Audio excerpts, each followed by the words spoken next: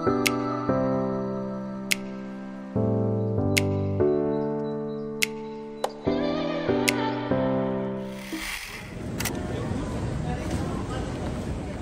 everyone, good evening. Today is August 5th of 2024 and it's exactly 9 p.m. Yes, I just arrived here in Abu Dhabi and tingin ko mag-room tour ako because my room is still clean, it's tidy, so might as well I have to room tour, and this room is for free of charge. So ito yung main entrance. And then here is the toilet. Yan yung toilet niya. Diyan yung shower. Ayan. A mirror right here. May paganyan sila. And here's the toilet. Towel and everything. My big size mirror dito. And ito na yung room. This is my luggage. And this is my room. It's not that bad, especially because I didn't pay any cents dito, no? Like, it's totally free, 100% free. I didn't pay anything for this room. And I'm gonna be staying here for 2 nights. So, yeah, and I am here. Wait, I didn't even say nasan ako, diba? This is the name. Al Ain Palace Hotel. Ayan. Al Ain Palace Hotel. I'm in the room number 144. Yes, my TV right here, and ano meron dito? Oh, my fridge, my bowl and everything. Yeah, this is a double size bed, and ayan, my AC. The most important at this moment, the AC. It's working properly. So, yun lang naman. A very simple lang yung room natin. So, I got this room through the, wait nga lang, papatong ko nga kayo dito. I'm gonna be staying here in Abu Dhabi for 2 nights. And yes, dito ako mag-room, dito ako matutulog sa room na to for 2 nights. And like what I said, I got it for free through the Etihad. So Etihad sponsored this accommodation. Like, so website nila, you can book I think up to 3 nights. I'm not really sure, 3 or 4 nights, I don't know, but I booked it for myself for a couple of nights. And ba't ba ako nag-English? But anyway, so website ng Etihad, website, when you're booking your flight, you can choose if you want to have a free layover or free stay here in Abu Dhabi, and that's what I did. You have to choose your flight first, and afterwards they're gonna send you, or not they're gonna send you, they're gonna show you the list of the hotels that you can choose from. I think it's around maybe 10 to 15 different hotels from 4 to 5 star, and then it depends on your preference what hotel you're gonna pick. And this is what I choose because this is what I like. So very simple, diba? You have a lot of choices. Like what I said, I think as far as I remember, maybe 10 to 15 different choices of the room, I mean the hotel. So it depends kung ano yung trip niyo sa mga buhay niyo. So, mamili kayo ng hotel niyo. And like what I said, this is for free. This is a free accommodation from Etihad Airways. Since I flew from Zurich, Switzerland to here in Abu Dhabi with Etihad. And you can only book this free stay if you have a 4-year flights. Like, today is August 5th and my flight to the Philippines is on August 7th. So, I have 1 whole day here in Abu Dhabi. So, if you want to stay here in Abu Dhabi for free, then book it. So, ayun lang. But, ayun lang. Chinika ko lang. In English ko lang. Kasi mamaya may mga manunood nito na gustong mag-avail ng free accommodation Etihad. So, yun lang yan. Mag-gets niya na. But anyway, that is all sa aking room tour. And I'm gonna go further sa aking daily vlog. So, ayun lang. Pinakita ko lang ang room. That's it. So, okay, if you like my room, if you like my hotel, then choose the Al Ain Palace Hotel.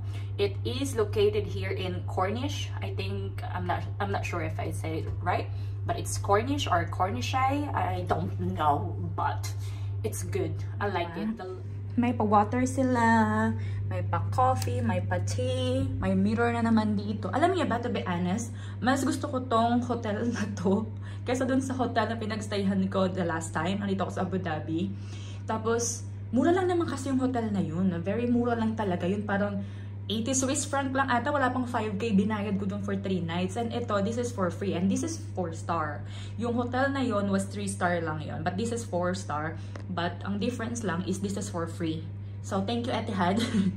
Buti naman, no? Ilang taon na akong sakay ng sakay sa'yo. Nakakailang ano na ako sa'yo. Nakakailang miles na ako and everything. So, ayun lang. So, I am excited matulog kasi ang aga ko nagising kaninang umaga. Nagising ako ng 4:30 and it's now mga 9:20 na siguro, mga something ganon. So, yan. Kailangan ko na mag-freshen up and I think I have to eat because otherwise it's not gonna be good for me. I also book a tour for tomorrow. Nagbook ako sa Klook and yun ang gagawin ko. So, tomorrow, yun lang naman kasi yung araw na meron tayo dito. I mean, yun lang yung oras na meron tayo dito. Isang buong araw lang talaga ako dito. And yun yung tomorrow. So, tomorrow is the gala day. So, people, hello. Nag-order na lang ako ng Jollibee and it's exactly 11 na ng gabi. Kaka-pick up ko lang ito sa lobby. And, ayan. Alam nyo ba, binayaran ko dito is, ano lang siya, 64 dirhams. Pero parang may additional lang ng something. So, binayaran ko was 72. Something ganun. 72. So, mga nasa 16 Swiss franc siya. Tingnan nyo naman kung ano ang mabibili ng 16 Swiss francs dito sa Abu Dhabi ng Jollibee. Ang dami niya. Tapos, dito pala, nagtimpla ako ng tea, green tea. Kasi ang dami nilang tea dito. And, naka-bathrobe ako kasi sobrang lamig. Ayan o, sobrang lamig niya. Alam mo ba, binaba ko na yun. Nilagay ko na siya sa 23. Pero sobrang lamig pa rin. I don't know if nagpa-function ba to ng okay. Kasi 23 nilagay ko doon. Pero sobrang lamig. So, ayan. Lamig. Lamig, lamig, lamig. Alam mo ba, di ba pick up ko tong Jollibee sa labas? Sobrang init. Sobrang init. Tapos pagpasok ito sa kwarto ko naman, sobrang lamig. Alam nyo ba, nakalimutan ko, akala ko, hindi summer dito sa UAE ngayon. Akala ko spring. Ang init niya. Sobrang init. Paglabas ko ng airport kanina, grabe. Nag-ano talaga ako doon. Naging Angry Birds talaga ako doon kanina. 5 minutes ako naghintay doon sa labas ng airport bago dumating yung Uber driver ko. Nag-book na lang kasi ako ng Uber. Tapos yung Uber driver ko, demanding pa. Sabi niya, doon daw ako pumunta sa ano, sa parking lot, something Kemerut, ganon. Irritable na nga ako kasi nga sobrang init. Tapos, ang dami niya pang sinasabi, doon daw ako pumunta kasi daw mas madali daw para sa kanya yun. Sabi ko, para sa'yo mas madali, sa akin hindi. So sabi ko, since tama naman yung binook ko sa app, ikaw ang mag-adjust, hindi ako. Kasi, ang dami ko kayang bagahe, ang bigat-bigat pa. So, naging angry birds ako dun. And wala siyang magagawa. So, eto, mag-unboxing tayo ng Jollibee. Worth ng 16 Swiss francs. Eto. Parang dalawang combo tong in-order ko yan. Bala ko kasi, para bukas, may almusal na din ako. Kasi bukas, meron akong tour. So, ang init ng kanin. Gusto ko yung kanin kasi mainit. Ano to? Yung galing. Meron akong dalawang, lang nabuksan tuloy.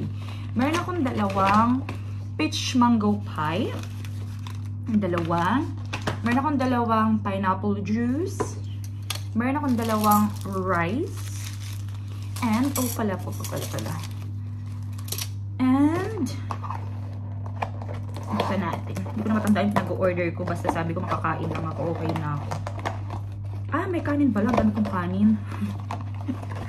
Pero naman ako sa daming kanin eh. Uy, ba't di mabuksan? Meron ako ditong ano to. Ito ata yung mga favorite ng mga pamangkin ko. Parang yan yun. Yung burger steak something. May rice ulit. Bakit dalawa yung gravy? And then, dalawang chicken.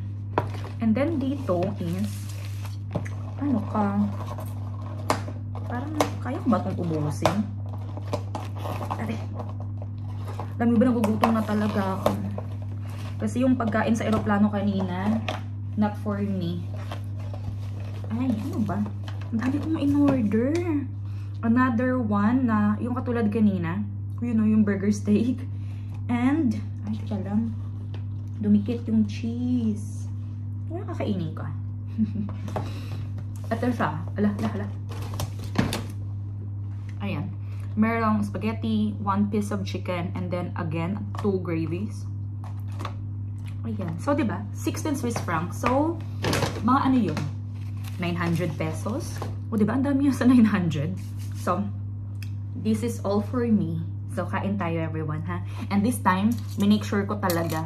Sabi ko, wag kakalimutan yung cutlery kasi last time nakalimutan nila. Nag-order lang pala ako sa Talabat. Talabat is like Grab food sa atin. So, kain tayo, people. Kain. Hello everyone, update. Alam niyo ba kung anong oras na? 12:10 na ng madaling araw. Yes, madaling araw na. And, katatapos ko lang mag-prepare. Nag-half bath lang ako. Hindi ko na binasta yung buhok ko kasi otherwise, I have to stay longer. So, nag-prepare lang ako ng mukha, katawan and everything. But now, I am ready to sleep. Isang buong araw lang talaga ako dito sa Abu Dhabi.